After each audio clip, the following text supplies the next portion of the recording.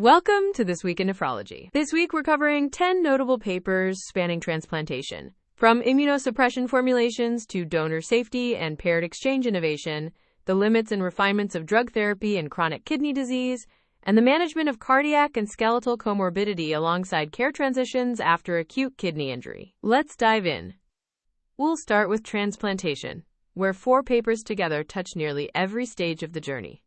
In the American Journal of Transplantation, a national cohort analysis of the OPTN-UNOS registry examined whether tacrolimus formulation matters after deceased donor kidney transplant.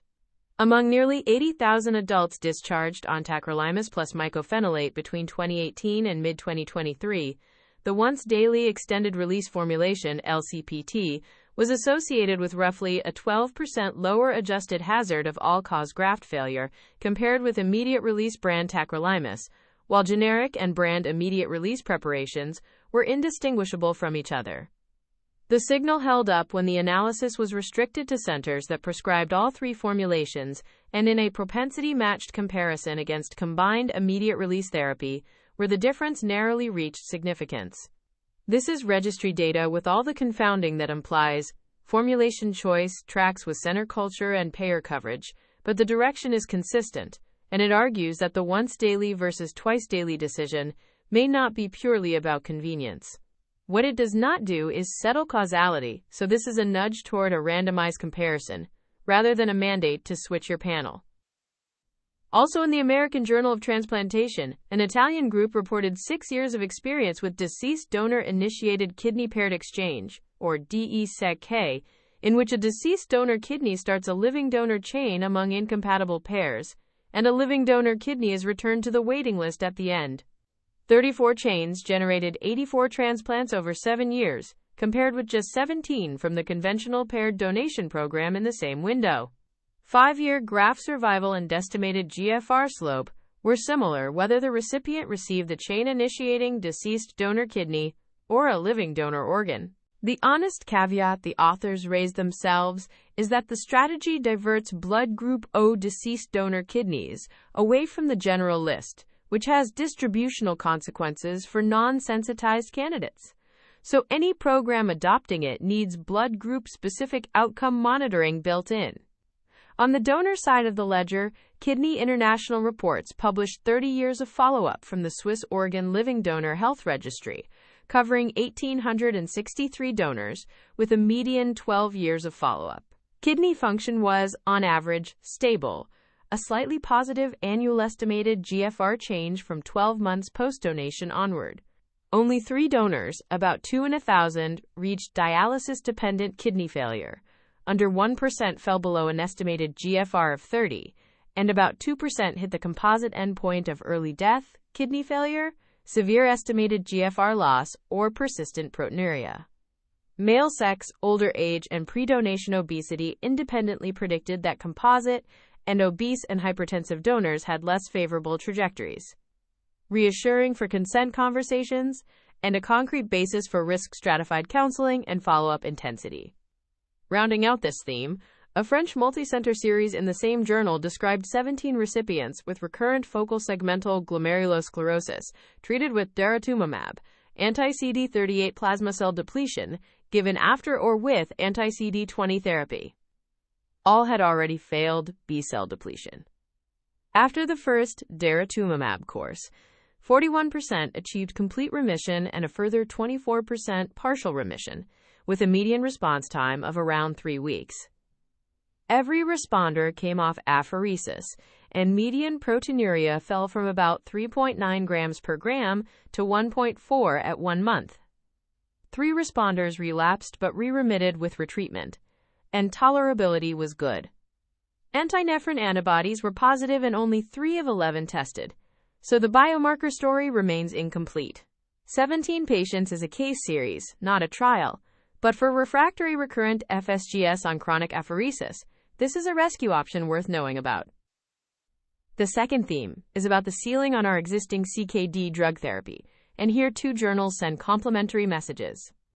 In the Clinical Journal of the American Society of Nephrology, a meta-analysis pooled 10 randomized trials and nearly 1,400 high-risk IgA nephropathy patients randomized to arms receiving maximally tolerated renin-angiotensin aldosterone system inhibition alone.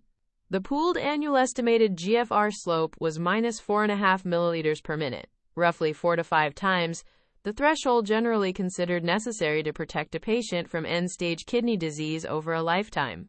In other words, optimized supportive care in this predominantly young population is not enough on its own, which strengthens the case for early consideration of disease-modifying therapy rather than watching and waiting on maximal blockade. A review in Nephrology dialysis transplantation makes an adjacent but more cautionary argument for diabetic kidney disease. We now have 4 proven classes: renin-angiotensin system inhibitors, SGLT2 inhibitors, GLP-1 receptor agonists, and finerenone, but no head-to-head trials and no phase 3 evidence that any specific multi-class combination improves hard outcomes beyond well-selected monotherapy. Additive albuminuria reduction, as seen in Confidence, is biologically rational but not the same as proven event reduction, and long-term combination safety is uncharacterized. Their proposed framework is to pick agents whose mechanisms address more than one of the patient's problems at once, intensify non-pharmacologic measures concurrently, and then adapt by adding, holding, or deprescribing based on how the patient evolves. Also in the Clinical Journal of the American Society of Nephrology, a target trial emulation across more than 68,000 United States veterans with incident CKD compared triglyceride-targeting lipid therapies against statins. Fibrate initiators had a modestly slower 10-year estimated GFR decline than statin initiators, a difference of about 1/4 of a milliliter per year, while niacin showed no significant difference. Crucially, the risk of major adverse kidney events was not significantly different for either fibrates or niacin versus statins. So a slope signal without an outcome signal? Interesting, hypothesis generating, and not a reason to reach for a fibrate for renoprotection. Our third theme covers cardiac and skeletal comorbidity plus the handoff after acute kidney injury. Nephrology dialysis transplantation published a systematic review and meta-analysis of renin-angiotensin system blockade in dialysis-dependent patients with heart failure with reduced ejection fraction, a population routinely excluded from the landmark heart failure trials. Across 6 angiotensin receptor neprilysin inhibitor studies and 3 ACE inhibitor or ARB studies, both approaches were associated with roughly a 22 to 24% lower all-cause mortality. Cardiovascular mortality was significantly lower with ACE inhibitors or ARBs but not with ARNIS, where the association was non-significant.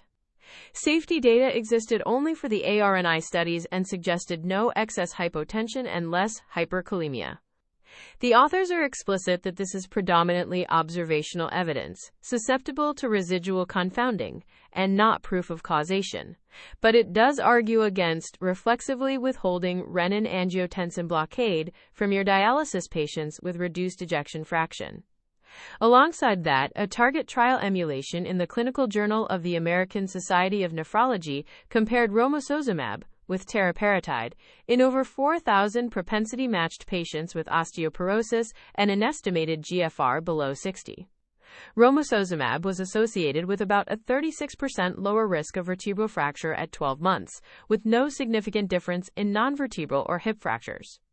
Notably, given romosozumab's cardiovascular boxed warning, major adverse cardiovascular events and myocardial infarction were both lower rather than higher in the romosozumab group, a finding that demands cautious interpretation given the potential for confounding by indication, but is at least not the safety signal one might have feared. Finally, the American Journal of Kidney Diseases reported a modified Delphi consensus from the AKI Now Recovery Workgroup, with 47 participants from 12 countries, including patients and caregivers. Consensus was that communication between inpatient and outpatient teams after acute kidney injury must center on medication changes and creatinine trends, with dialysis start and last treatment dates for those discharged on dialysis, while communication to patients should focus on medication changes and the plan for follow-up testing and monitoring. It is a workflow paper, but it addresses one of the most reliable failure points in post-AKI care. If you only have time for one paper this week, make it the IgA nephropathy meta-analysis in the Clinical Journal of the American Society of Nephrology.